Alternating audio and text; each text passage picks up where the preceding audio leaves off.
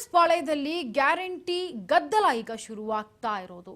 ಯಾಕಂದ್ರೆ ಈ ಒಂದು ಗ್ಯಾರಂಟಿ ಸಂಬಂಧಪಟ್ಟಂತೆ ಕೋಟಿ ಕೋಟಿ ಹಣ ಖಾತೆಯಲ್ಲಿ ಕೋಟಿ ಕೋಟಿ ಹಣ ಇತ್ತು, ಅದು ಖೋತಾ ಹೊಡೆದಿದ್ದಾರೆ ಅಂತ ಈಗ ತನಿಖೆಗೆ ಮುಂದಾಗ್ತಾ ಇದೆ. ಜೊತೆಗೆ ಈ ಒಂದು ಗದ್ದಲ ಎಲ್ಲಿಗೆ ಹೋಗಿ ಮುಟ್ಟುತ್ತೆ? ಗೃಹಲಕ್ಷ್ಮಿ ಯೋಜನೆಯಲ್ಲಿ ಕೋಟಿ ಕೋಟಿ ಹಣ ಖೋತಾ ಹೊಡೆದಿದೆ ಅಂತ ಗೊತ್ತಾಗ್ತಾ ಇದೆ. ಗೃಹಲಕ್ಷ್ಮಿ ಯೋಜನೆ ಅನುಷ್ಠಾನದಲ್ಲಿ ಭಾರಿ ಲೋಪದೋಷಗಳು ಕಂಡು ಬರ್ತಾ ಇದೆ. ಖಾತೆಗಳ ವಿವರಗಳೇ ಇಲ್ಲದೆ ಕೋಟ್ಯಾಂತರ ರೂಪಾಯಿ ಪಾವತಿ ಆಗ್ತಾ ಇದೆ. ಮಹಿಳಾ ಮತ್ತು ಮಕ್ಕಳ ಕಲ್ಯಾಣ ಇಲಾಖೆಯಿಂದ ಲೆಕ್ಕ ಕೇಳಿದ ಶಾಕ್ ಆಗಿದ್ದಾರೆ. ಲೆಕ್ಕವನ್ನ ಕೇಳಿ ಭಾರಿ ಸಂಚಲನ ಸೃಷ್ಟಿಸ್ತಾ ಇದೆ. ಡೇಟಾ ಅನಾಲಿಟಿಕ್ಸ್ ಬಳಕೆ, ಕೆಲ ಫಲಾನುಭವಿಗಳಿಗೆ ಸೇಮ್ ಅಕೌಂಟ್ ನಂಬರ್ಗಳಿವೆ, ಇನ್ನು ಕೆಲ ಫಲಾನುಭವಿಗಳ ಅಕೌಂಟ್ ನಂಬರ್ವೇ ಇಲ್ಲ.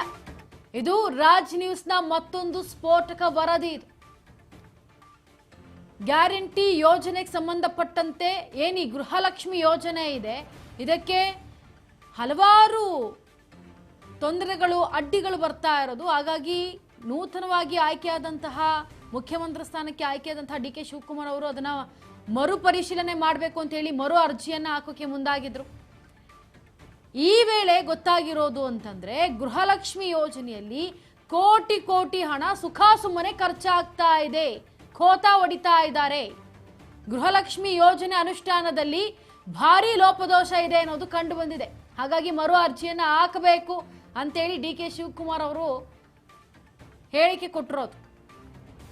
ಇನ್ನು ಈ ಒಂದು ಗೃಹಲಕ್ಷ್ಮಿ ಯೋಜನೆ ಅನುಷ್ಠಾನದಲ್ಲಿ ಭಾರಿ ಲೋಪ ಕಂಡು ಬಂದಿರೋದ್ರಿಂದ ಖಾತೆಗಳ ವಿವರಗಳು ಏನೇನಿದಾವೆ ಅದನ್ನೆಲ್ಲವನ್ನು ಕೂಡ ತೆಗೆಸ್ತಾ ಇದ್ದಾರೆ. ಆದ್ರೆ ಇನ್ನೂ ಕೆಲವು ಖಾತೆಗಳ ವಿವರಗಳೇ ಇಲ್ಲ, ಆದ್ರೆ ಕೋಟ್ಯಾಂತರ ರೂಪಾಯಿ ಮಾತ್ರ ಪಾವತಿ ಆಗ್ತಾ ಇದೆ ಆ ಒಂದು ಅಕೌಂಟ್ಗಳಿಗೆ.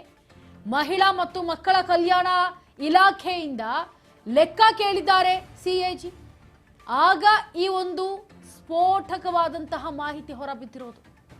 ಕೋಟ್ಯಾಂತರ ರೂಪಾಯಿ ಪಾವತಿ ಮಾಡ್ತಾ ಇದ್ದಾರೆ, ಆದ್ರೆ ಯಾವುದು ಕೂಡ ಖಾತೆಗಳು ಆ ವಿವರಗಳೇ ಇಲ್ಲ. ಅಂತಹ ಖಾತೆಗಳಿಗೆ ಕೋಟ್ಯಾಂತರ ರೂಪಾಯಿ ಪಾವತಿ ಆಗಿರೋದು. ಸದ್ಯ ಮಕ್ಕಳ ಮತ್ತು ಕಲ್ಯಾಣ ಇಲಾಖೆಯಿಂದ ಲೆಕ್ಕವನ್ನೇನೋ ಕೇಳಿದ್ದಾರೆ ಸಿಎಜಿ. ಭಾರಿ ಸಂಚಲನ ಮೂಡಿಸ್ತಾ ಇದೆ ಒಂದು ಗ್ಯಾರಂಟಿ ಯೋಜನೆಯ ಗೃಹಲಕ್ಷ್ಮಿ. ಡೇಟಾ ಅನಾಲಿಟಿಕ್ಸ್ ಅನ್ನ ಬಳಕೆ ಮಾಡಿಕೊಂಡು ಕೆಲ ಫಲಾನುಭವಿಗಳಿಗೆ ಸೇಮ್ ಅಕೌಂಟ್ ನಂಬರ್ ಅನ್ನ ಕೊಟ್ಟಿರೋದು. ಅಂದ್ರೆ ಸೇಮ್ ಅಕೌಂಟ್ ನಂಬರ್ ಎರಡೆರಡು ಇರುತ್ತೆ. ಇನ್ನು ಕೆಲ ಫಲಾನುಭವಿಗಳ ಅಕೌಂಟ್ಗಳನ್ನ ನೋಡಿದ್ರೆ ಅದರಲ್ಲಿ ಅಕೌಂಟ್ಗಳೇ ಇರೋದಿಲ್ಲ, ಯಾವುದು ಉಲ್ಲೇಖವಿಲ್ಲ, ಆದ್ರೆ ಅಕೌಂಟ್ ಇದೆ ಅಂತ ಸೃಷ್ಟಿಸಲಾಗಿದೆ.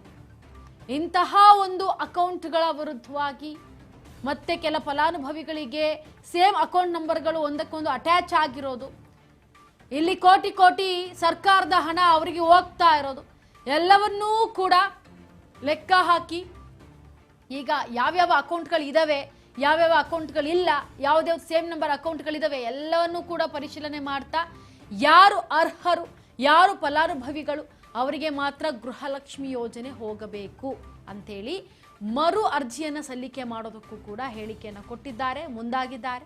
ಎಲ್ಲರೂ ಕೂಡ ಮರು ಅರ್ಜಿಯನ್ನು ಹಾಕಬೇಕು, ಅದರಲ್ಲಿ ಟ್ಯಾಲಿಯನ್ನು ಮಾಡ್ತಾ ಹೋಗ್ತಾರೆ. ಎಷ್ಟು ಅಕೌಂಟ್ಗಳಿದಾವೆ, ಈಗ ಅಪ್ಲೈ ಮಾಡಿರುವಂತಹ ಅಕೌಂಟ್ಗೆ ಈ ಹಿಂದೆ ಇರುವಂತಹ ಅಕೌಂಟ್ಗೆ ಮ್ಯಾಚ್ ಆಗುತ್ತಾ, ಅದೇ ಮ್ಯಾಚ್ ಆದರೆ ಓಕೆ ಫೈನ್, ಈ ಅಕೌಂಟ್ ಫಲಾನುಭವಿ ಅಂತ ಸಕ್ಸಸ್ಫುಲ್ ಆಗುತ್ತೆ.